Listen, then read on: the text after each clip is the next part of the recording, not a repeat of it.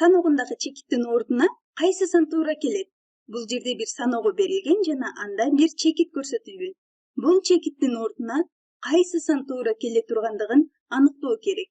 Алгач видеону токтотуп туруп, өз алдынча карап көр. Андан кийин биргеликте бул көк чекиттин ордуна кайсы сан туура келе тургандыгын аныктайбыз. Анда эмесе кеттик. Бул жердеги саногунда 0,2, 0,3, 0,4 сандары берилген.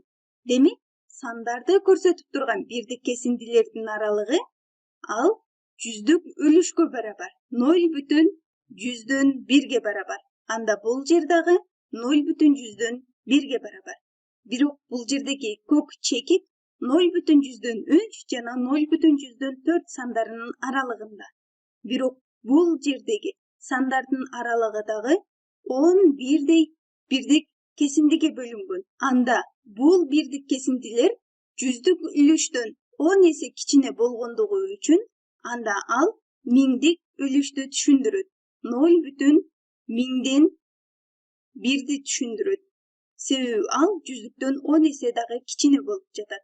Демек, бул жерде бирдик кесиндилердин аралыгын аныктап алдык. Ал эми бирдик кесиндинин башталышы 0,100 санынан башталып жатат. 0,100. Анын эң кичине разряды жүздүк үлүш. Анда бул жерден кичине бирдик кесиндилерди эсептейбиз. Чекитке чейинки болгон бул жердеги бирдик кесиндилер миңдик үлүштү түшүндүрсө, бул жер 1 миңдик үлүш, 2 миңдик үлүш, 3 миңдик үлүш, 4 миңдик үлүш, 5 миңдик үлүш, 6 миңдик үлүш, 7 миңдик үлүш, 8 миңдик үлүш бар экен. Демек, 0,100дөн башталып чекитке чейинки болгон аралык 8 миңдик үлүшкө барабар.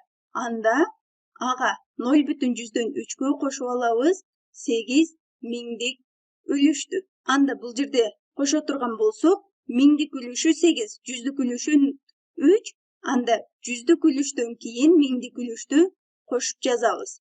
0,1000ден 38 чекиттин ордуна туура келе турган санды аныктап алдык.